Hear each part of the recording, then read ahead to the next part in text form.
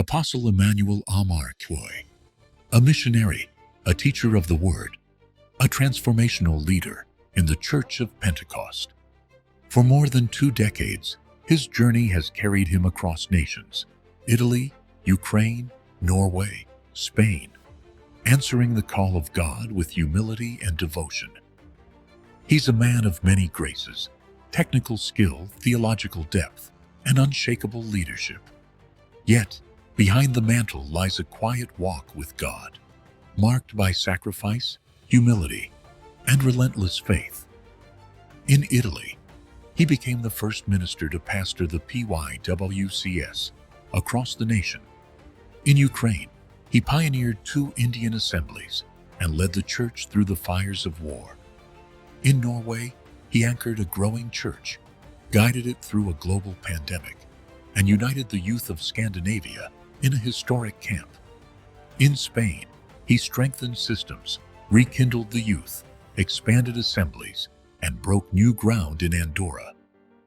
This is the story of Apostle Emmanuel A, Quaye, traced through the voices of those who walked beside him, and in candid moments with the man himself. This is not just to revisit the steps, but a glimpse into the heart that carried him there. This is the man, the call, the journey.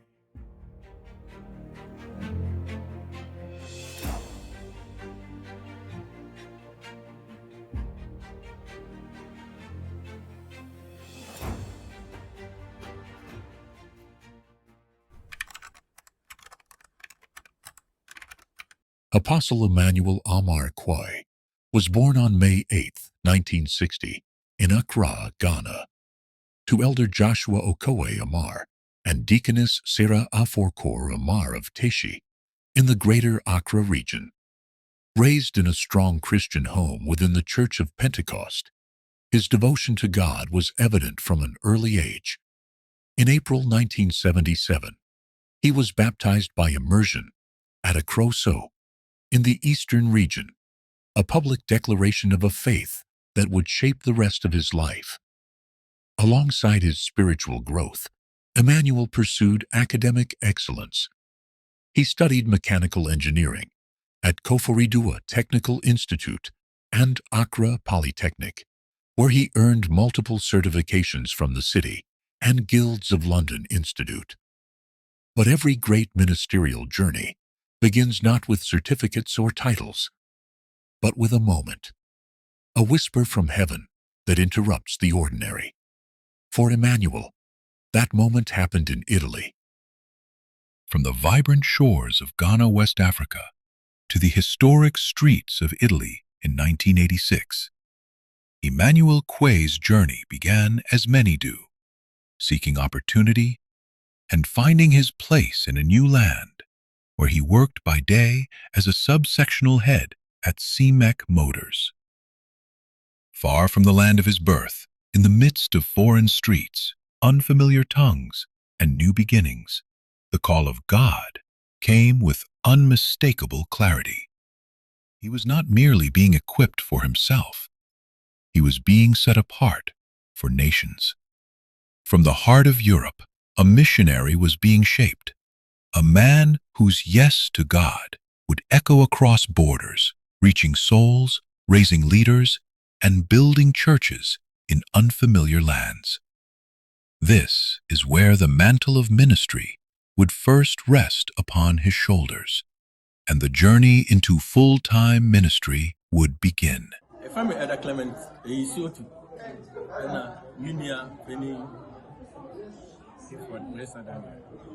Hereford, Mr. Daniel, I'm saying, Yene Apostle Quaye from Bologna Assembly. Only your first presiding elder of Bologna Assembly. Onuna Otite Yang, a training Yang, a train plan faso. Na ya sorry, on your fancy be brave, and in that on any year, Mama Matilda. I'm so good to us. Omo ahwe honhom afem ene honam afem enyina omo ne great leaders are omo nam so mande Bologna aba beye district making no your third pastor no ewa hani nti omo ni yen so late omo na omo ahwe yen achechire yen adete yen efa Pentecost nchechire mu na sesi e kan ho asem a ye be kan bebre or ye a great leader, a great teacher. The commitment may rade is so wonderful. Ono ne yere hospitality de yin fi omumu. Omo abua ye mebre sa time wa ye ba ya na ye djuma sem ne ye paper sem ne ade enko ye ne ade na omo abua ye mebre. Enti se ye kan Apostle Quaye ho asem a na de ye kan say or a great leader for Bologna district, a great leader to individuals, a great leader to the church. Enti se ene oko ahunjimu a ye kan say nyame onhira no na nea odua ye bia no ontwa so aba nyame embo ne ho ban na omma ne nkatenten na woni pension mu so ohu nyame enu nyam. Emmanuel's pioneering service in Bologna and Modena went beyond leading a local assembly. His commitment and diligence also saw him serve as the first district secretary under the leadership of Apostle Emmanuel A. in the early 1990s. It was during this season of faithful service, quiet sacrifice, and unwavering devotion that his spiritual gifts became unmistakable, catching the attention of those who led him. Pastor Bismarck witnessed these formative years up close, and it was under his watch that Emmanuel K's call to greater ministry began to take shape. Apostle Quaye me din ho dance oyo bi a oye menipa ne menua me ba prekupe se so family sem ya me president na ewo the friends say Modena district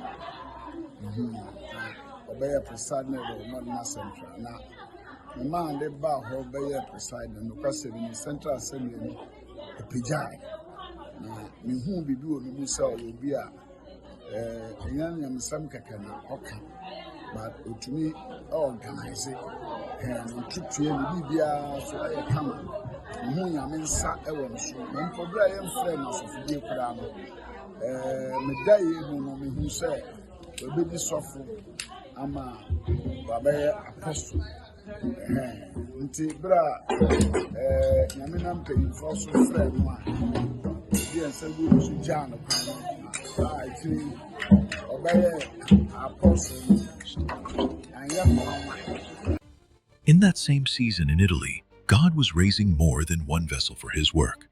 Alongside Emmanuel Quaye, another servant answered the call, Pastor Ofori. Their journeys began together, shaped by shared experiences. Apostle Quaye is a friend of mine, spiritual father, faithful worker, co-worker in the field. We were called in the same year, 2005, into the ministry, attended the Bible school the same year, and ordained and commissioned.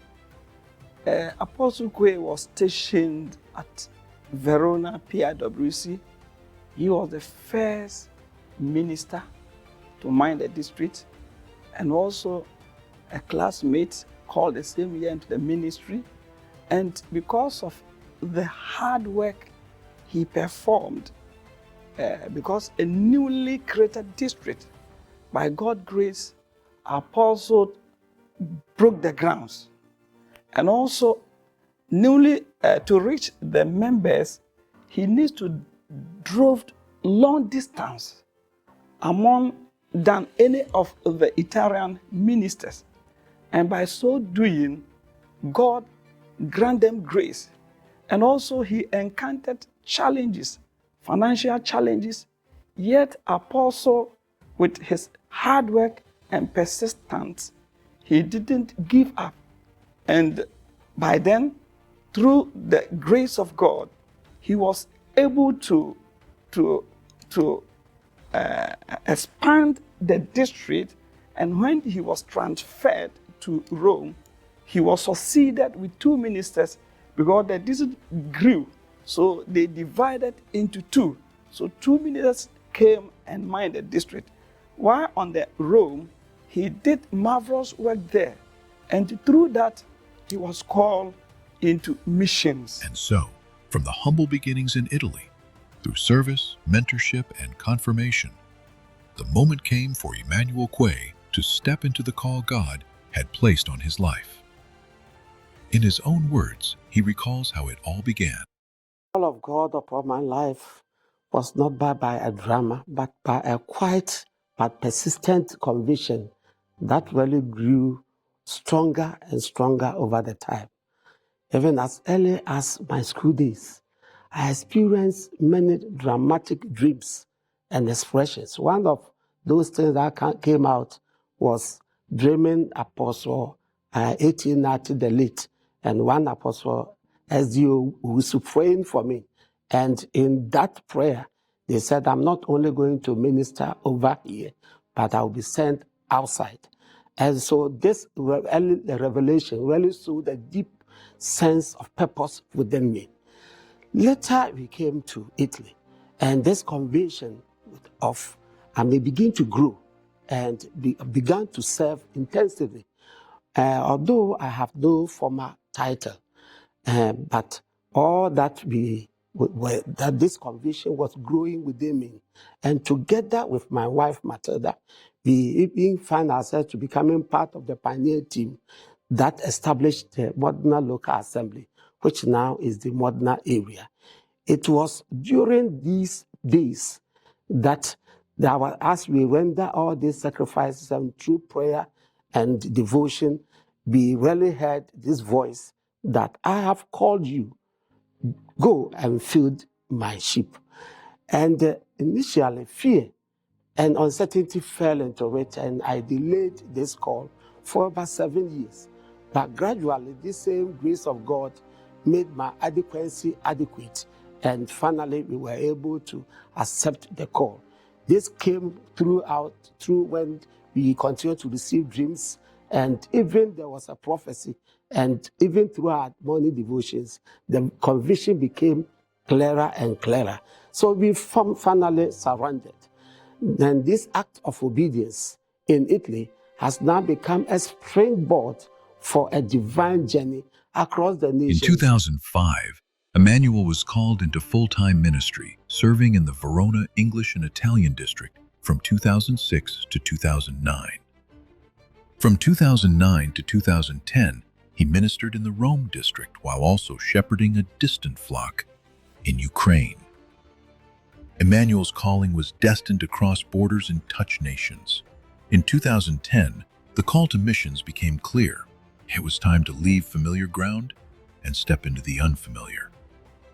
A new chapter awaited in the cold winds and open fields of a land far from home. Apostle, I met him in Ukraine whilst I was a student, a first-year student in Ukraine. As part of his pastoral care, he visited my city and my church, to be precise, to minister. Then, as part of the choir, after the service, he did mention I did very well. I ministered powerfully to the Lord. So he encouraged me and prayed for me. I was quite enthused because I realized that majority of the students after the service would walk to him, have a conversation with him, and have a good relationship with him. So I realized that indeed this is a true man of God who had the heart of a father, that even in a foreign land, you can talk to when you are in need. In Ukraine, the work was especially challenging.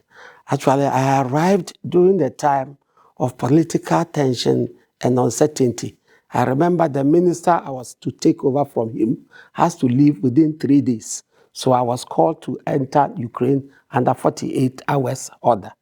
The winter was also very extremely cold, and we have to face a lot of cultural setbacks. Actually, the language also was a major barrier to us. To minister in to such a people, because we have a local, purely indigenous Ukrainian church, ministering to them and living in this country, it means I have to learn both Russia and also Ukrainian.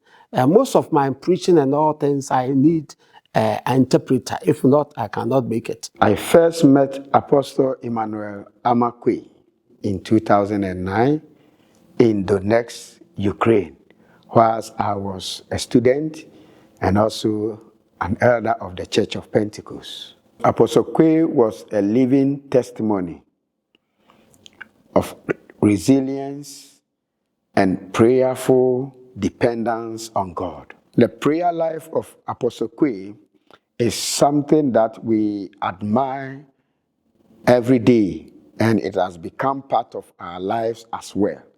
He was a prayerful, and his prayer life is really what saw him through in his ministry.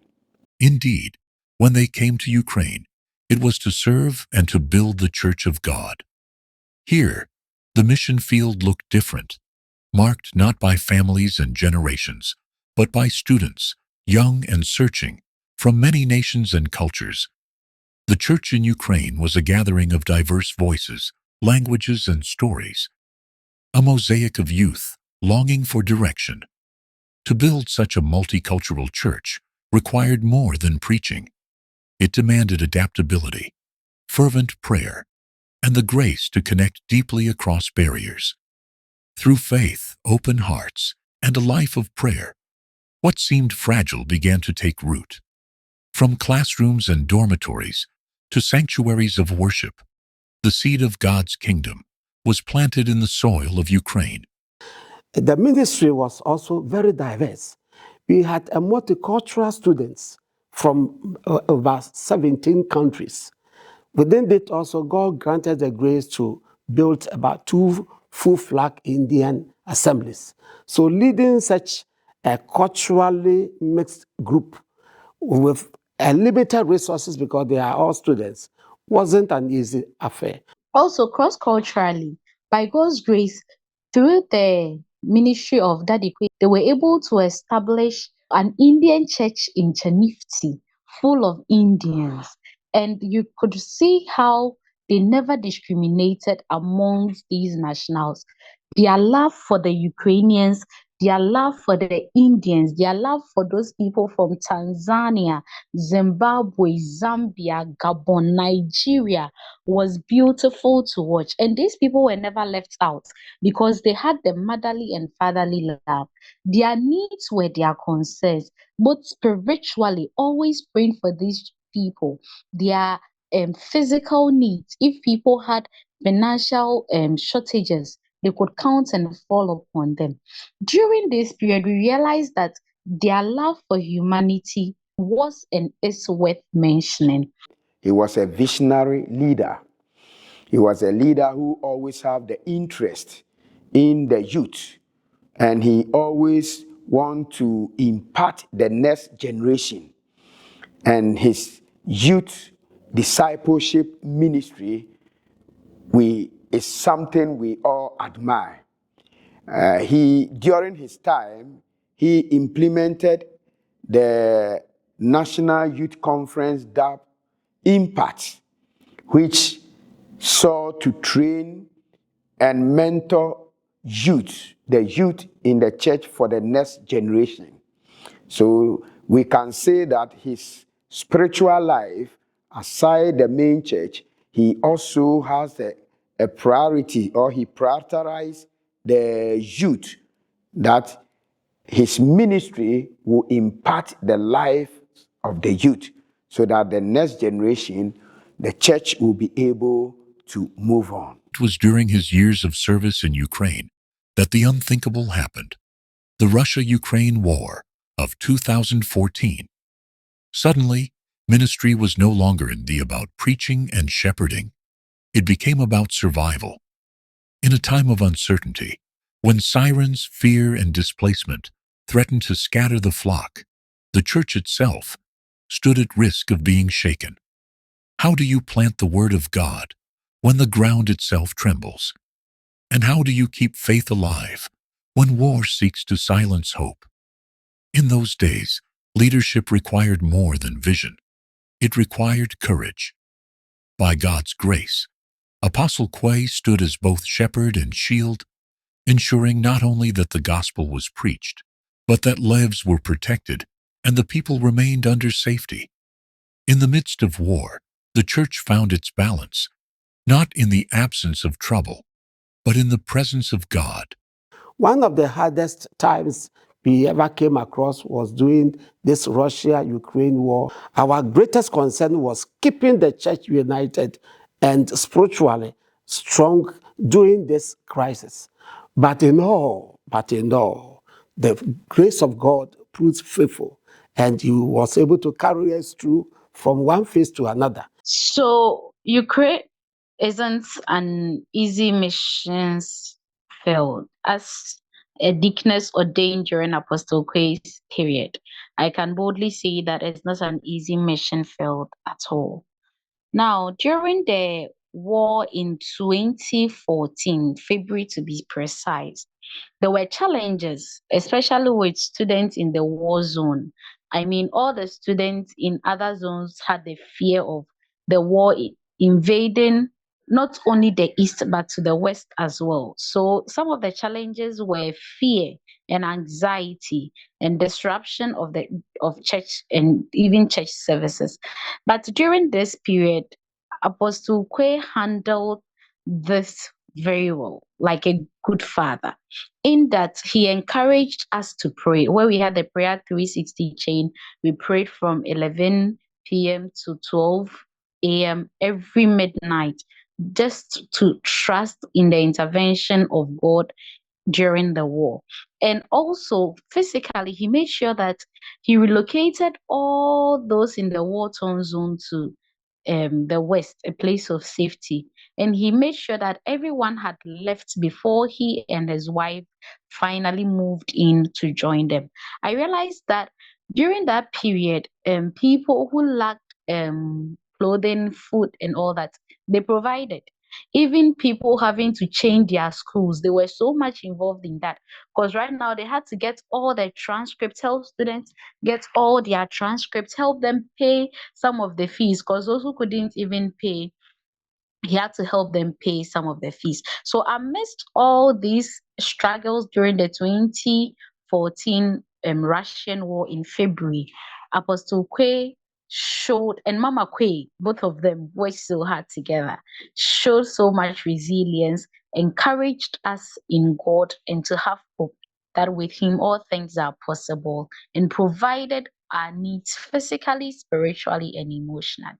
Talking about the war in 2014 in Ukraine, I want to first highlight on when Apostle Quaye first arrived in Ukraine.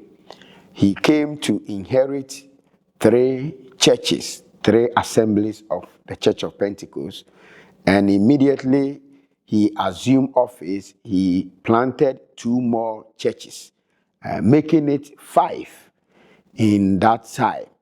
But during the war in 2014, he wasn't in Ukraine, he was in Ghana at the General Council meeting in Ghana. And then when the war broke out, because of his zeal, his love, his passion for the things of God, and wanted to see the church grow, he still, even though we were preventing him to come, he still came in the midst of the war and then stayed in the war zone, helped to facilitate and evacuate all the members and other families to a safe part of Ukraine. He was the last person to leave the war zone because he wanted to see to it that every member of the church has been evacuated from the war zone. Immediately we relocated to the western part of Ukraine through the help of Apostle Quaye. 6 more churches were planted in a space of 2 years, making it 8 churches before he left Ukraine. In fact, looking back, we are deeply grateful for the impact that we made. I can testify that many of the people were transformed, leaders were raised, and the gospel was advanced, all to the glory of God. Now I can count that we have even over 60 individuals that we brought it up. That has been called into a full-time ministry of the church. And we have others also who have entered into various kinds of ministries all across with their careers and whatever, making it. By God's grace, we were able also even to make a significant progress in many areas, including infrastructure. Actually, we acquired a national mission house. We also had a national evangelical van, a national vehicle, and other several resources to prepare the work. And actually, Ukraine has really, in all things, has taught me endurance. It was a season of sowing in tears and also trusting God for a harvest to come. So through diligence and faithful service, the church thrived even in the shadow of war. In Ukraine, Apostle Quaye pioneered a fully established Indian assembly, a ministry that grew steadily and bore fruit by the grace of God. His years of labor in this land were marked by prayer, sacrifice, and a harvest of souls to the glory of Christ. After 5 years of missionary service in Ukraine, the Lord opened a new chapter in the year 2016, calling him from the fields of Eastern Europe to the Scandinavian land of northern lights and towering mountains, Norway. So from Ukraine, we were posted to Norway, and I had the opportunity of taking oversight of Sweden as well. So I can say in Scandinavian, the ministry landscape was entirely different. Most people in Norway and Sweden were very quiet people, private, and they were not very outwardly expressive, especially within emotions and spiritual matters. They are quiet. The people's faith really was sincere and really was very deep. I love that thing. It wasn't outward expressive due to their culture and their reserved nature. So it was not a place where charismatic could easily win heart. Actually, you had to lead with consistency, and humility and integrity. You actually need to walk the talk. Norway, in particular, taught me the value of precision and even having patient and also steady in pastoral presence. Trust was not won overnight. It was by gradually, not just through preaching or through, what can I say, anything. You have to model the message that you preach. I think what made their ministry successful or impactful in Norway is how they live their lives in reflection to what they preach on the pulpit, and also how they were deeply committed to the people, following up on people, visiting. You couldn't even tell, but it's so amazing as an executive member to see that my leader could humble himself in that way to serve God's people and to see that love. It's so fulfilling to see. In Norway, Apostle Quaye didn't only minister from the pulpit, he lived among the people. With an open-door heart, he welcomed all, never seeing himself above those he led. His humility drew people in. His love gave belonging to a people often reserved, and his hands-on service created true engagement. Like the Apostle Paul, he had learned to become all things to all people, that by every means some might be won. In fellowship, he was not distant but present, eating, praying, and walking alongside the flock. Through this posture of humility, he built not only a church, but a family knit together in Christ. I believe that Apostle Quaye had a very cordial relationship with church workers, youth, members, everyone. The relationship was quite cordial. I mean, he would like to have nice conversation with people. And I mean, all different kind of, he was that interested in different kind of topics, not only church related, but of course he has his own way of relating it to Christ and church as a whole. But generally was very open to discuss stuff, and that actually helped to actually have a nice relationship with different people from different backgrounds. Secondly, Apostle Quaye really loved to visit people, visit families, spend time with families, old, young, children. You could see that kind of relation, and even with the youth, the way he relates with them, like you see, Mama Akwe would also be involved in these kind of visit, this kind of having nice time with families and all. He loved that kind of fellowship. Sometimes we could have fellowship personally for a long time, deep into the night, chatting, discussing, and all. And usually you see that he had the church in heart when all these conversations are going on. Thirdly, I can say that Apostle used to have what we call consultative meetings. Actually, that's what he called that. I want to have consultative meetings. And these consultative meetings are where he asks opinions, sometimes some topics which are difficult, some issues that are cropping up in the church that needs to be addressed. Sometimes he needs ideas, and he involved people. So he bring this kind of consultative meetings where people's opinions are sorted, and that was really helpful to really make people feel part of the decision making process. People feel part of the church, feel part that their views are important when certain hard decisions had to be taken. So that was very helpful.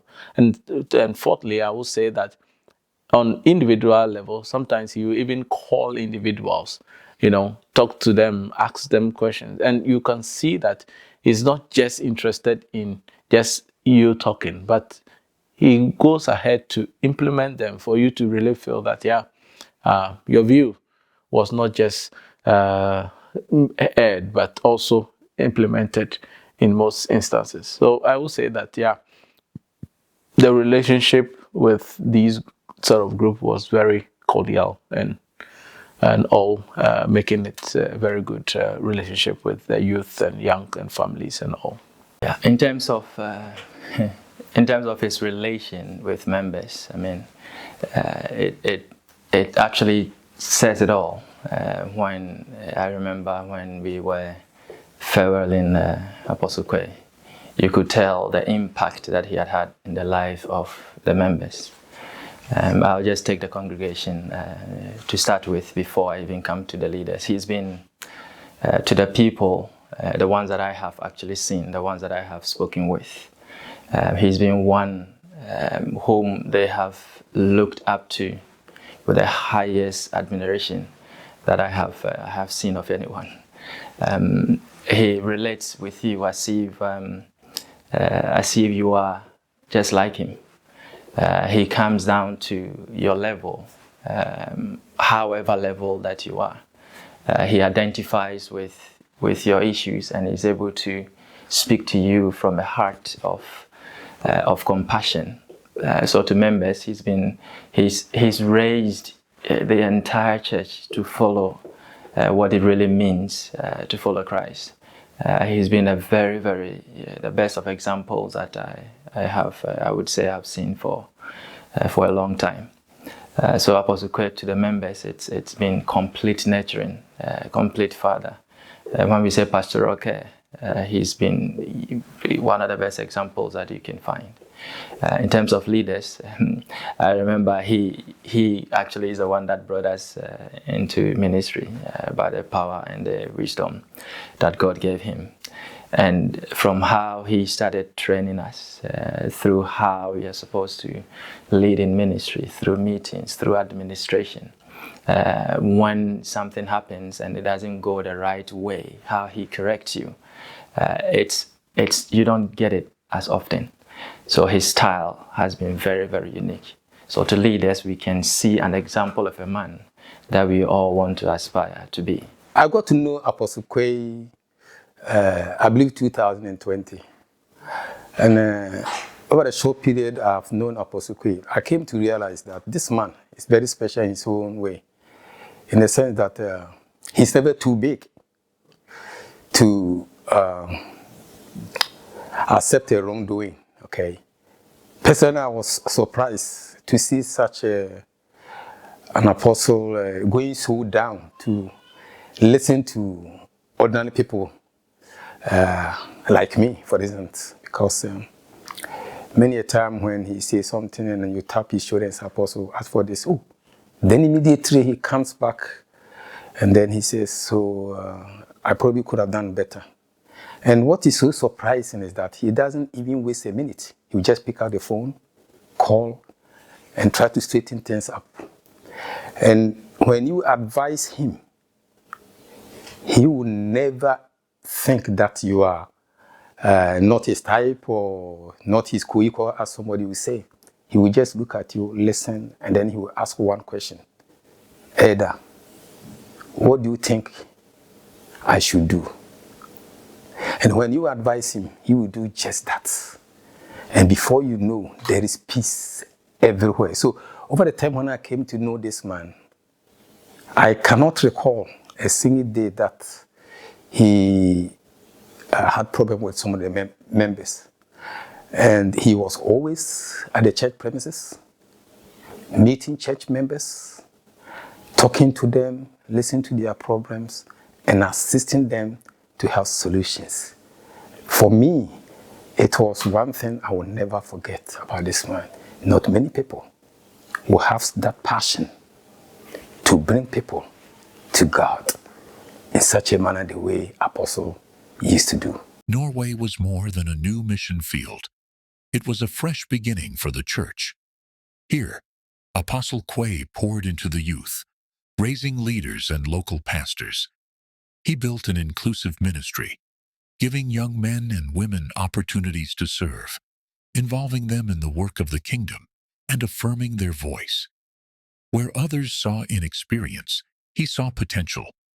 Where others hesitated, he affirmed. To the youth, he became more than a minister. He was a father, mentor, and friend, shaping them not only for the church, but for life and eternity. Apostle Emmanuel A, to me, it's like how a child takes a father on earth. I consider him to be a man that's been like the most nurturing father I have met on this earth, other than my own biological father. He's been that leader that you really want to look up to. He's a man of humility and a man of nurturing qualities that I have really benefited from. So that is the kind of man Apostle Quaye has been. A father loves, a father treats you with respect, and he knows the best for you, and that's how he's been to me. He corrects me in many different ways. He's giving a lot of advice, and you can tell that is coming from a genuine heart. So he's a very unique man, and it's a privilege to have known Apostle Quaye. If I had to describe Apostle Emmanuel A in 2 words, I would say visionary leader. Apostle Quaye has made a really huge impact in my life. A couple of years ago, I was, just minding my business, playing the keyboard, doing my music in the church. But he saw something in me and had that foresight that I could, lead in the church, and called me into the, to become an officer and become an elder in the church. And at the time when he mentioned this to me, I was really doubting whether I could really step up to the task to be an elder of the church in that time. And I can say to the glory of God that since he put that task in front of me, and with his encouragement, God has helped me to be able to grow in the ministry. And by God's grace, I'm a presiding elder now. And all that started with one man having a great vision that someone can do something. I believe that Apostle Quaye has that foresight to see what people cannot see beyond the ordinary eyes. And I really want to say a very big thank you to Apostle Amakwe for your huge impact that you are making on generations and people all over the world. Your missions with you and your wife, Mama Matilda, you have been an immense help, and you've made a great impact on our lives, and you will always be remembered for that. I want to say well done, Ayiko, and God bless you even as you retire. I pray that may the good God continue to make the seeds that you've sown all over the world continue to germinate and bear mighty fruits in the kingdom. God bless you, Ayiko. When it comes to mentorship, I believe Apostle Quaye had his own way of bringing leadership, calling young people into leadership, calling young people into be serving as presiding elders, different ministries, and all. We saw that he called all these people into ministry. I mean, for Norway, it has been a very long time trying to get people to serve as ministers. And during his tenure, we were able to get 3 elders called into bivocational ministry, which I believe that through his mentorship approach, helped to really get people to be interested in the work of ministry, especially when it comes to going to the clergy. So you could really see examples of people he has mentored in that. And for us, some of us who are presiding elders, I believe that it's also a very good, he had a very good mentorship by giving us opportunity, the platform to also exhibit the giftings that God has placed in us, not only as presiding in our various assemblies, but also on bigger occasions, bigger conference and church conventions. Opportunities were given for us to also deliver, and you could see that these are all geared towards mentoring us to be able to perform in that capacity. And he does not just give you topics to talk about, but he avails himself to be able to assist in preparation materials that are needed. He will that kind of leader who will encourage you and even give you some resources, not for you to forcefully use them, but also to tell you that I have materials that can be helpful to you, which was good.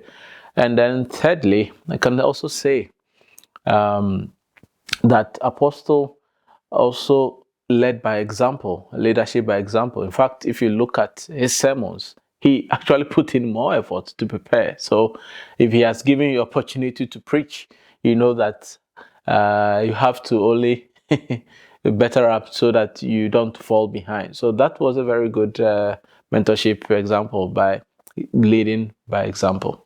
He doesn't see the youth far off from leadership. He always wants the youth to be as part of the leadership. That was his heart. And that was how his leadership was with regards to the youth. Look at me as an example. I was just a member of a church. But then he called me unto himself. He groomed me. He called me to the office of a deacon.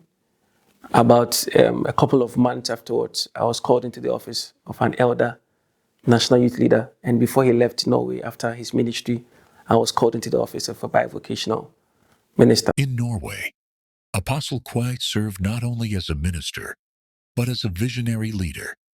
He strengthened administrative systems and gave the church a firm foundation for growth. Under his leadership, a mission house was inaugurated, mission vehicles acquired, and modern media systems established to unite scattered assemblies. He digitized financial operations, bringing transparency and order, and empowered local leaders to steward the work with excellence. Through his vision and exemplary leadership, the church rose in strength and stood prepared for greater impact. John C. Maxwell said something that everything falls and rises with leadership. Apostle Emmanuel A is a leader that things rise with him because he's a visionary leader, a leader who has a vision and will also make you understand the vision so that together he does it with you. So he's a visionary leader who also have as an attitude and his character, part of him, servant leader, because he will do it together with you. I've picked a lot of things from him. You see, to run whether an organization or a church, you need structure. You need to put things in place. And one thing that I've learned from Apostle Emmanuel A is his administrative abilities and capabilities. He's one who organizes, puts everything in order so that the whole engine, the whole church, the whole administration is able to run. So how to organize church, how to organize tithes, offerings, so that the whole church runs smoothly is something that I've picked from Apostle Emmanuel A that I am using personally as a minister also. Apostle Quaye came here as a national head and I was his national secretary. What made his ministry impactful? First and foremost, I think when he came, he started for the administrative part of the church to put in place measures, and I think all that it was needed for the administrative part to function well. When it came to the accounting, the software that at least they needed, and it was also his turn when he came in that, all the officers and all the ministries were gathered. It was only the neck that was on, had a WhatsApp platform. So by the direction of the Holy Spirit and by his instruction, we started creating platforms for and all the elders, deacons, at least all the elders and other ministries, so that it will be easier for them at least to meet and also to collaborate using social media tools. So administratively, when Apostle Quaye was on the scene, he was very keen to that we had all the necessary tools and equipment when it came to, for example, with the finance, from the national to the locals, that they had all that they needed. And I also remember very well that the financial or the accounting system that the firm was using, they made sure that we had the newest one, the one at least that we could use that could be easier for transaction for the church, and especially at least taking it to the state. They want to know that we adhere to maybe the financial systems that the state recommended that, let's say, organizations I think we use. One of the greatest challenges that we had in this Scandinavian was during the time navigating the church through the global pandemic, which is COVID-19. Yet, even in that season of uncertainty, we witness God's unwavering goodness and faithfulness. During the COVID and when the COVID hit Norway, Apostle Emmanuel Quaye and the wife Mama Matilda Quaye were in Norway. But it's so very funny in the sense that some few months before that, the church has gotten its first website running, and in that spirit, Apostle Quaye launched the media ministry, not knowing what will happen. So when we were hit with the COVID, and at least we know there is a media ministry, then I think we took off from there, working tirelessly to come up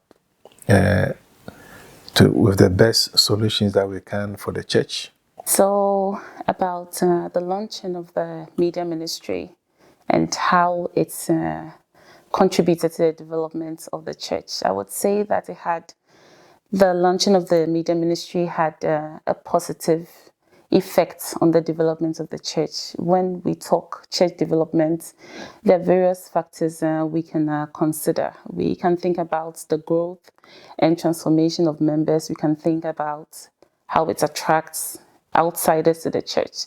I believe that the media ministry was positioned such that it was able to achieve these factors. So the ministry was initiated by Apostle Quaye just a couple of months before COVID happened. And these were very uncertain times, and people were going through difficulties, and in fact, when we heard about COVID, it was so far away that it was not easy for people to know what was coming next. But then having the media ministry and having the possibility for the church to still connect online, giving the platform a place of meetingness was a positive outcome of the initiation of the media ministry.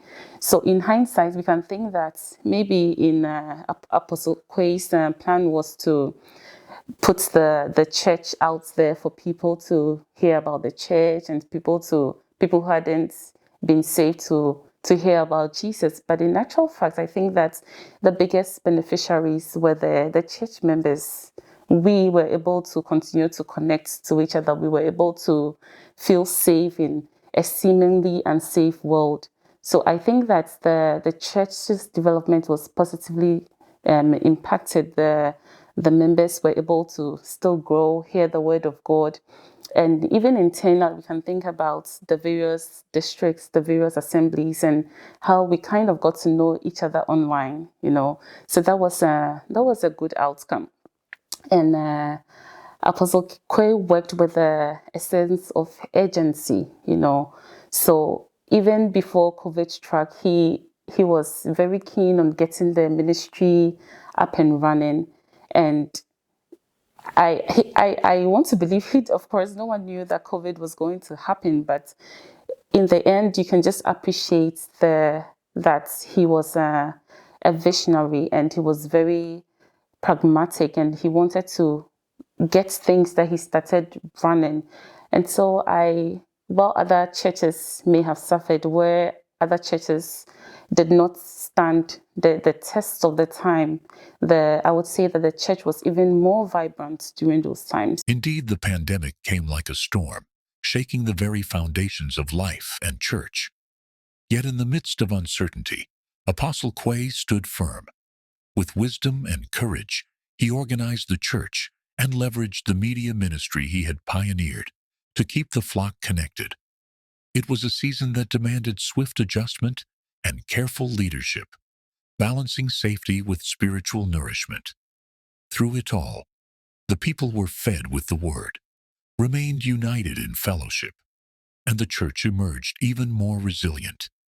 His faith lit a fire that still burns in the hearts of those he served.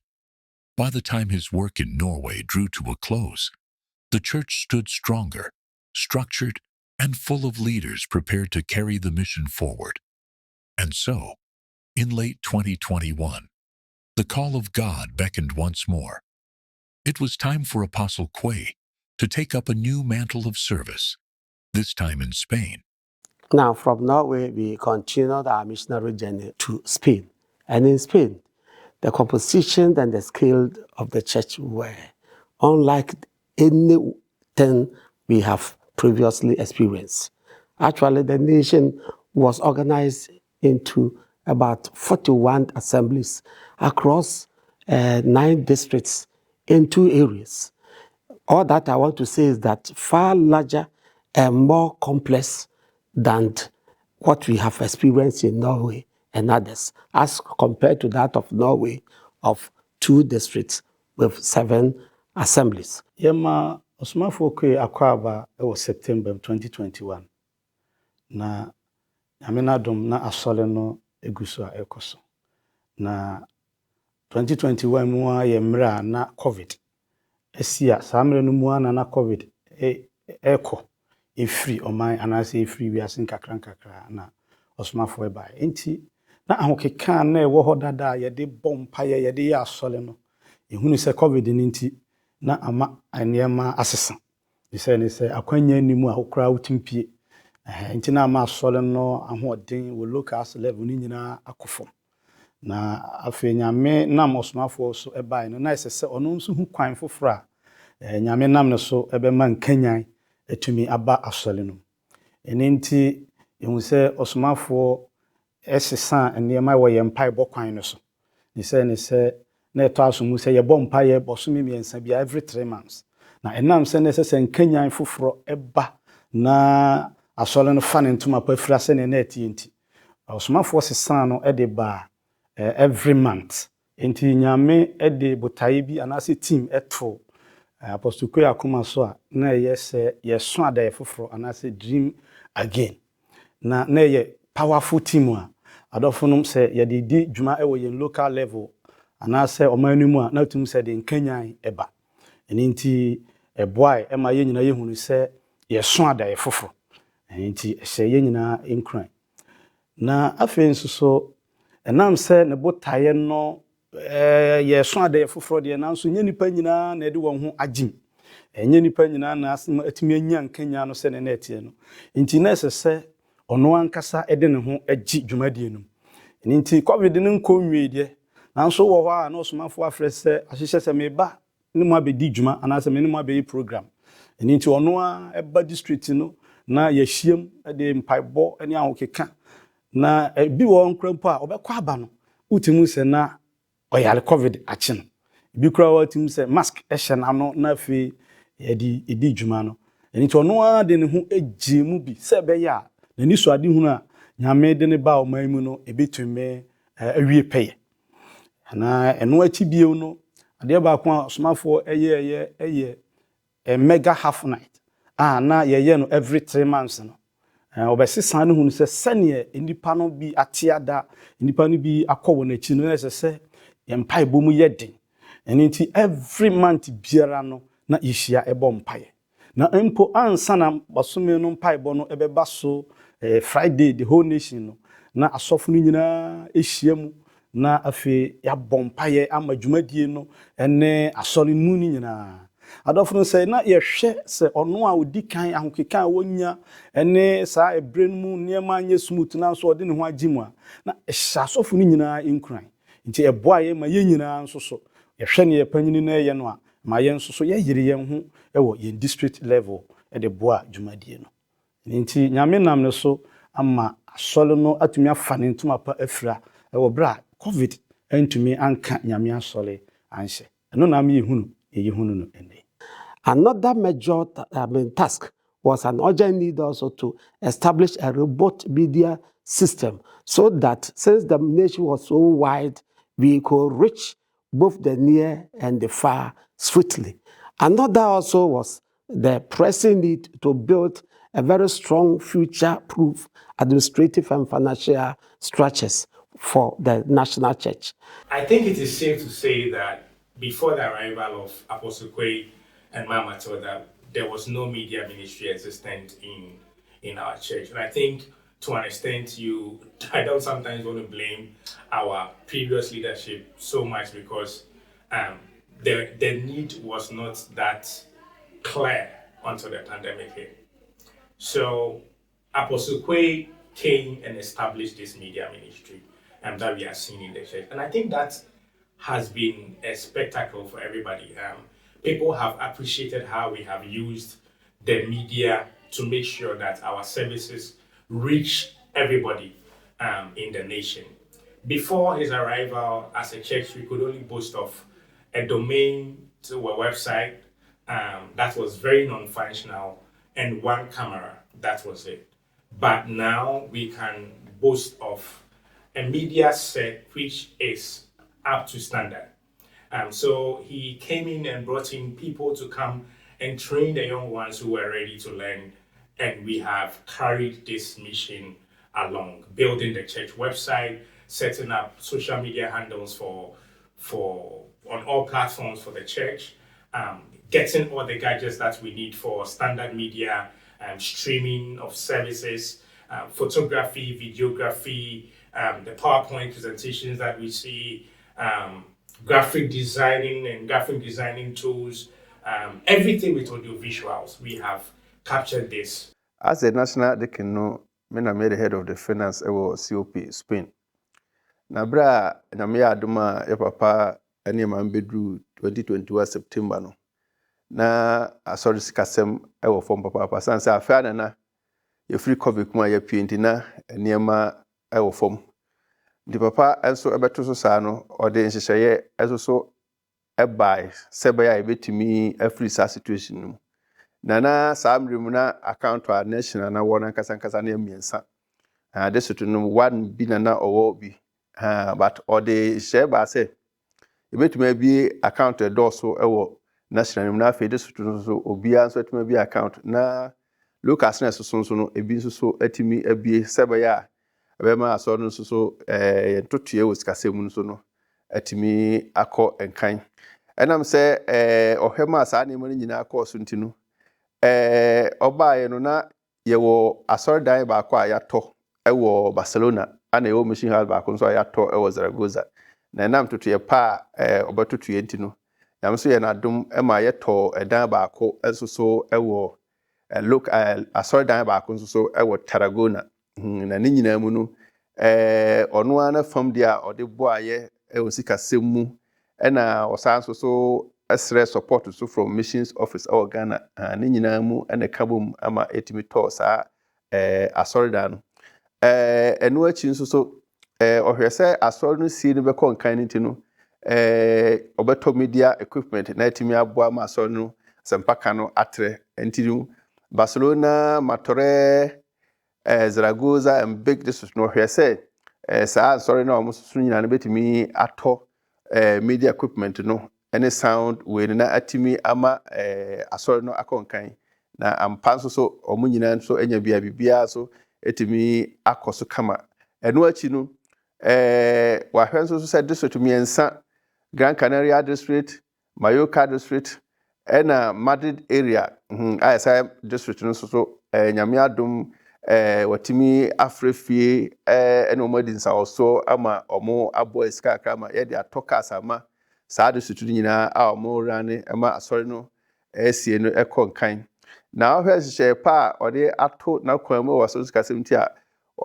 wama Spain ya build accounting software a betumi ama yahwɛ ama esikasɛm atoto yie nti wama yapɛ obi a friend farm no onna ɔba be control saa esikasɛm na hwɛ sɛ hyehyɛ na yɛde ato na kwan mu no ne nyinaa ɛdam pɛpɛɛpɛ ana nti mpempe sui no ɛnam sɛ watoto saa nneɛma no nyinaa nti no ama asɔre nsikasɛm a yatoto ɛwɔ nation mu nyinaa no ɛkɔ yie kama na ɛnam yɛ papa Quaye ɛne yɛ maame abrɛmbia ɔtɛn n'akyi ne nto no sɛ yɛ sikasɛm no ne ade nyinaa no atotɔ yie kama ama bibia so ayɛ fɛfɛɛfɛ kama nti yɛsrɛ nyame sɛ ɔnom ɛmoa na nimdeɛ kɛseɛ sɛ a ɔde abɛdom yɛ no saa nimdeɛ no mmienu no mmienu so yɛntimi mfa na yɛnto aso sɛ bɛyɛ abrɛbrɛ nyinaa asɔre sikasɛm so bɛtumi agyina pikama na akɔ nkan na yɛn nyinaa no yɛde asom Kristo. Overseeing a church still reeling from the pandemic, fragile systems, limited resources, and urgent need for structure, Apostle Quaye stepped in with clear vision and hands-on leadership. He built a strong financial framework, secured mission houses and vehicles, and introduced digital tools that brought order and accountability at every level. Yet he didn't stop there. Seeing the hidden need for media, he transformed it into a vibrant, dynamic ministry. The energy of the people, the richness of their culture, and the legal and administrative responsibilities of the national leadership actually stretched me like never before. So in Spain, I was not just a missionary. Actually, I became a builder, a strategist, and a spiritual father. It was here, the seed I have sown previously began to manifest in my life. Sɛ yɛhwɛ nsesaeɛ a aba asɔre no mu a yɛka sɛ yɛbɛka pii na mmɛmɛbɔ kakra yi so. COVID abɛgyigya asɔre no nyinaa ɛwɔ wiase nyinaa. Spain ɛyɛ ɔman kɛseɛ paa. Nanso COVID no ɛma ahoɔden ne adeɛ no nyinaa yɛhu sɛ nsesaeɛ ɛbae. Na ne ɛdi kan ɛhwɛ yɛ sikasɛm no. Na yɛn sikasɛm no nyinaa ɛyɛ nkrata so ade ye sika no kra obi a obi kra na de kɔto hɔ ɛwɔ efie nanso nyame nam osomafo so ɛbaaye no wabɛyɛ ni nyinaa digital ama sesei no almost district ni nyinaa wɔ bank accounts district ni nyinaa locals no bi no kra nso so ɛwɔ account a yɛn bi bia ayɛ digital a ama nneɛma ayɛ very simple ɛne nti sɛ wogyina wo local just a picture etumi ɛma nneɛma nyinaa yɛn sikasɛm nyinaa direct na aduru national office afi sɛ wohwɛ yɛn report a first no na yɛtwerɛtwerɛ ɛwɔ nkrataa so ebi kura wa wohwehwɛ a wonhu ɛno nso nyinaa yɛ stars ne nyinaa yɛ digital ne sɛ yɛ di names na ɛyɛ nti ama yɛn report no nyinaa bɛyɛ accurate ebia ni hɔ a wobɛtumi abɔ team ɛde bi aka ho ne sɛ yɛatwerɛ din ne nyinaa ɛwɔ ɛnam sɛ yɛ digital nti wohwehwɛ no wɔ computer no so na afei wode ayɛ ɛnyɛ ade a wobɔ team ɛna ɛde ɛyɛ ama yɛn handover ɛne yɛn bibia yɛ simple sɛ ɔsɔfo bi mpo ɛba transfer a ɛnyɛ afei na ɔkɔfrɛ ne yɛnko sɔfo abisabisa ahwehwɛ nneɛma bi ne sɛ nneɛma no nyinaa yɛ digital ɛwɔ computer so nti ɔsɔfo no kɔ ne ɔhwehwɛ biara no ne nsa ɛbɛka afei yɛhwɛ asɔle Spain a yɛhunu sɛ nsesan abam pii yɛnya pii ahodoɔ pii afei yɛnya one district one local one district bi te sɛ Mayoka as say abɛyɛ district a abɛka ɔman yi ho ɛno ɛna nkyɛn yɛhwɛ baabi te sɛ Andola nyame nadom ɛma yɛtumi ɛkɔ breaky grounds ɛwɔ hɔ yɛhwɛ ɔsomafoɔ ahokeka support a wɔde boaeɛ a na kyerɛ sɛ ɛbrɔ adwen ɛne nteaseɛ so ɛno ɛna nkyɛn no yɛhwɛ mentality a na asɔfo no yɛde di dwuma a mehunu sɛ nsesan pii abam ne sɛ yɛmpanyini no ahokeka ɔdɔ a wɔde yɛ asɔle no nti ama yɛn nyinaa yɛasesa yɛade yɛ kwan a yɛfa so prepare yɛsɛ mo ɛnyɛ sɛ bo tima no akɔgyina ɔkeka bi ɛsɛ sɛ woyɛ eduru baabi a powerpoint a wohyehyɛ wotwerɛtwerɛ no kama sɛ ɛbɛyɛ mpo nipa no ani bɔ so a members no kɔn bɛdɔ neɛ woyɛ no anya abotrɛ ne aso de atie ɛno ɛna nkyɛn no yɛhunu sɛ asɔle no abɛyɛ multicultural church yɛhwɛ translation ahodoɔ Spanish English twi obi a ɔbɛba biara no etumi enya ne kyɛfa efrim ne sɛ nti ama ɛnɛ wowɔ hɔ a wobɛhu sɛ na obi afrɛ sɛ mewɔ aha ɛne nti mepɛ sɛ mahu sɛ moyɛ asɔre ɔnyɛ Ghana ni kora a ɛnam sɛ yɛyɛ translation nti ɔba a otumi enya ne kyɛfa ama nipa binom a wɔnyɛ Ghanafoɔ na wɔyɛ ahɔhoɔ mpo atumi de wɔn ho abɛgye asɔre no for example me a mewɔ ɛwɔ hɔ a meyɛ da baako yɛ TikTok ɛwɔ no wafrɛ de number bi ama me sɛ sɔfo hwɛ sɛ obi pɛ sɛ ɔba asɔre na ebi ama frɛ nipa no ana me de number na ma ɔsɔfo no a ɛwɔ hɔ ama nyame nam so ama nnɛ no ahɔhoɔ pii aba asɔre no ɛnam nsesɛ papa nyame nam yɛn somafoɔ so abɛhyehyɛ ato nti ama me hu ne sɛ sesei deɛ asɔre no yɛn hyehyɛ nyinaa no ayɛ digital a ɛnsan kɔ n'akyi biom ama nneɛma nyinaa ɛkɔ n'anim na menim sɛ ɛno bɛboa ama yɛkɔ yɛn anim no ɛbɛma ade yɛn no nyinaa ayɛ kama simple ama yɛn na ɛma yɛn struggle sɛnea first ebi a wotwerɛ adeɛ bi mpo to hɔ a wohwehwɛ unhu a na afei ayɛ adwendwen no ɛnɛ deɛ ne nyinaa abɛyɛ digital a bi a wopɛ biara no just wokɔ computer so a wɔn nsa ɛbɛtumi aka ɛnam so aboa ma asɔre structure no yɛhunu sɛ adi mu yie sesei paa ɛwɔ Spain. Building structures and systems was only part of the vision. The church needed a future. For Apostle Quaye, that future was in the youth. With humility and the rare ability to connect across cultures, he raised a vibrant generation to anchor a truly multicultural church.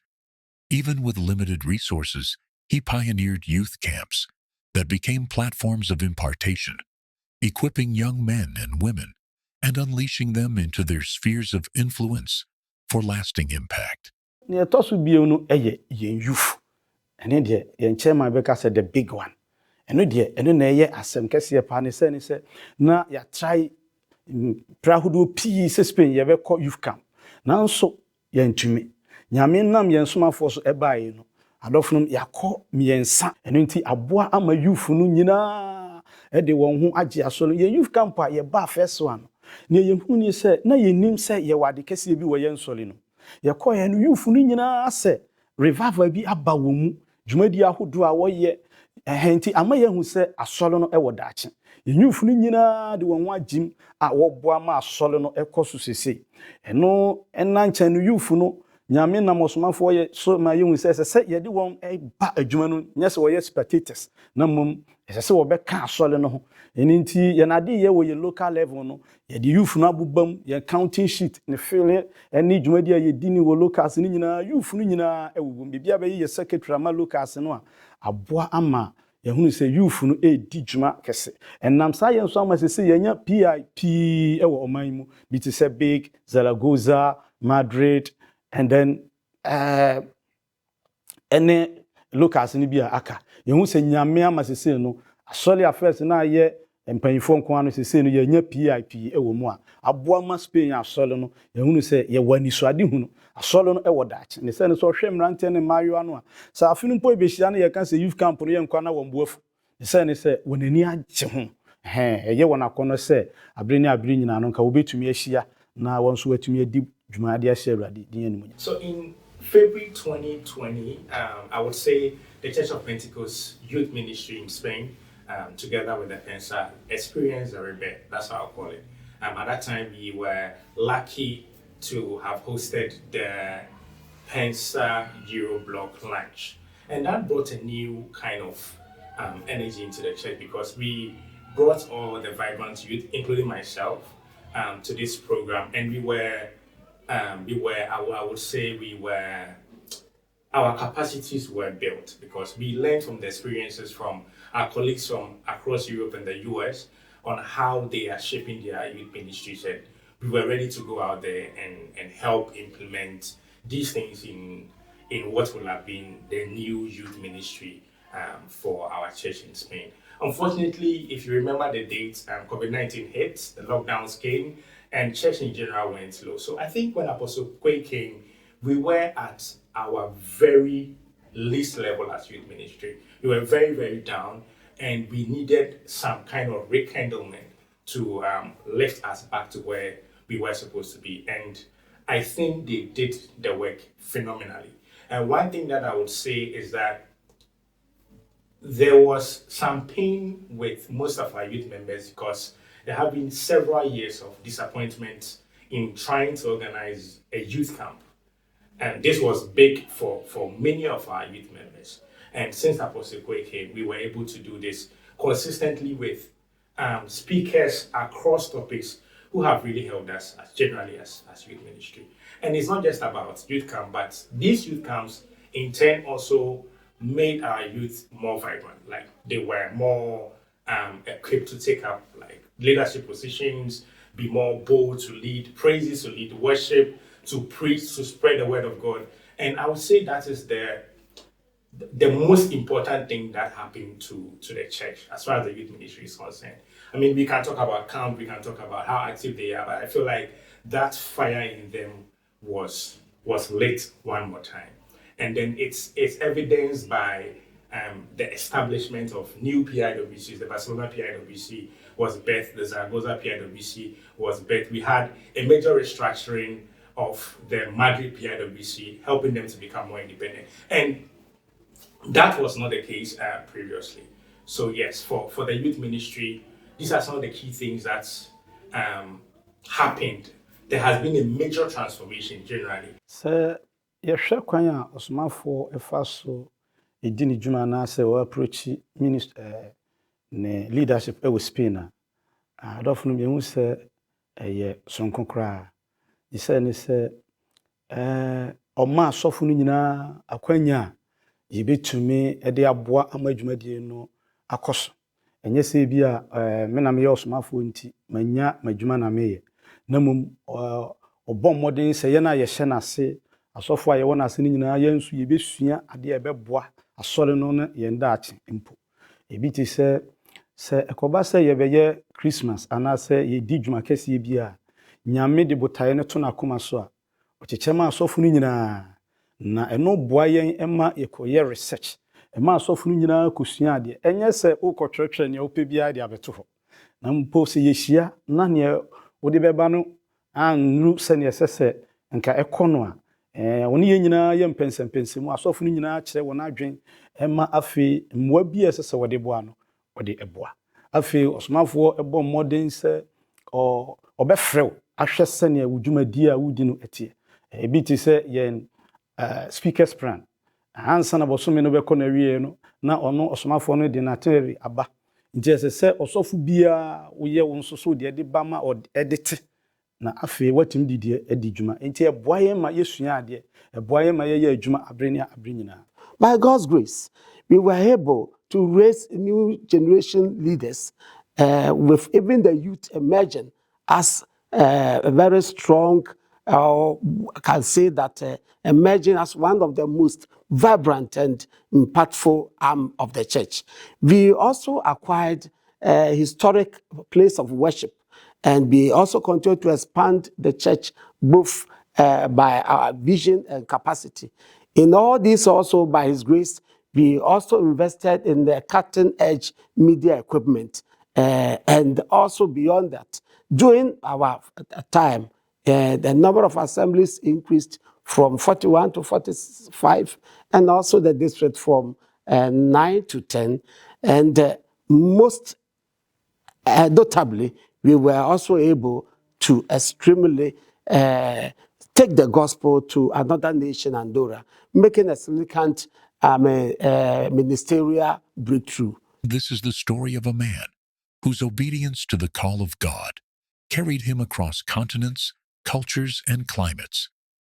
A servant leader whose footprints remain in the lives he touched, the churches he built, and the leaders he raised.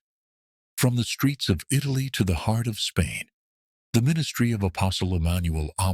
Quaye is a living testament to faith, endurance, and unwavering love for the kingdom. But behind every mantle is a man with quiet convictions, hidden prayers, and sacred moments the pulpit never sees. To the church, he was Apostle Emmanuel A. Quaye, missionary, teacher, shepherd, spiritual father. But to his family he was more: a husband, a father, a companion on the long journey of faith and life. In every city he served, from Italy to Ukraine, from Norway to Spain, he didn't only plant churches, he nurtured a home. And his first ministry was the one that walked beside him daily. Now, we hear from the one who knew him best, the woman who shared the roads, carried the burdens, and rejoiced in the victories. Manuel is a devout and a committed Christian who is very intentional to the things of God. And I can see that, his devotional life is the secret strength behind his public ministry. He is somebody who wakes up very early in the morning and prays for a very long time. And at times too, he comes to bed very, very late. Very, very late, because he has the habit of praying and praying and praying for very long. And he's somebody who lies studying very well. Most of the time, I will see Manuel in his office studying for a very long period.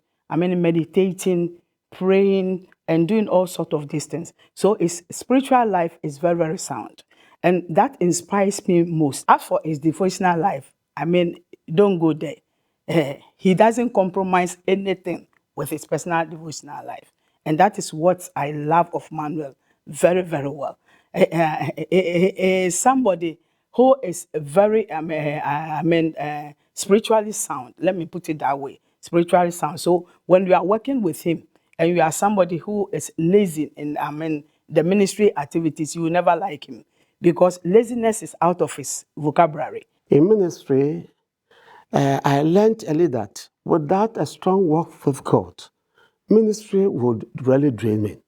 So I made time for night prayer, early morning prayers, personal devotion, and also fasting and prayer. Not just as a way of preparing sermon, but or word of God, but for God to shape me. So there were actually silent battles and unsent tears and a very tough decision at times to make. But in all those moments, has really formed me to become who I am, more than any platform that has ever trained me. Spiritual discipline like prayer, fasting, and worship and accountability has really grounded me. They were the anchor through every high and low. And all that I can say at the core is that I wasn't just, a man of God, but I was a man constantly in need of God. And that has really made the difference. This is the legacy of a life well lived, not only in public honor, but in private integrity. A life that testified that ministry is not measured only by sermons preached, but by souls touched, leaders raised, and love faithfully given.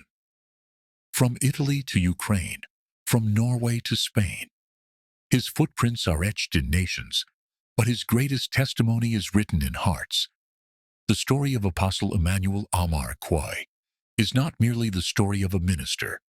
It is the story of a servant of God who answered the call, ran the race, and left the church stronger than he found it. And as the chapters close, on one assignment and open to another, his journey reminds us all that the true measure of a servant is not in titles held, but in the lives transformed for Christ. This is the man. This is the call. This is the journey. This is Apostle Emmanuel A Quaye. This year, by His grace, I will be retiring from active service. And looking back, I'm really full of gratitude, not just for what was done, but actually for the grace that has carried us through. I'm thankful for the souls saved, churches planted, leaders raised, and nations reached. And above all, I'm humbled that God used someone ordinary like me for His extraordinary work. What I cherish most are the people, meaning their faith, their love, and the sacred moment we share together, praying together, sharing tears, meals, and other milestones. These are my true treasures. I pray that the church remains Christ-centered, the church remains spirit-filled and rooted in the truth. I hope that the youth will rise boldly, grounded in God, and be driven by purpose. If I could leave one final charge, I would have said, stay rooted close in Christ, live in all these noises that we have around. There are noises around, but within that noise, never lose the voice of the one who has called you. Serve with joy, and then try to endure with all grace, and never lose your awe of God or your love for God. And my blessings will be this. May the mantle fall with a double portion. And I pray in the name of Jesus that you will go forward, love deeper, and burn brighter for the glory of Christ in His holy name. Amen.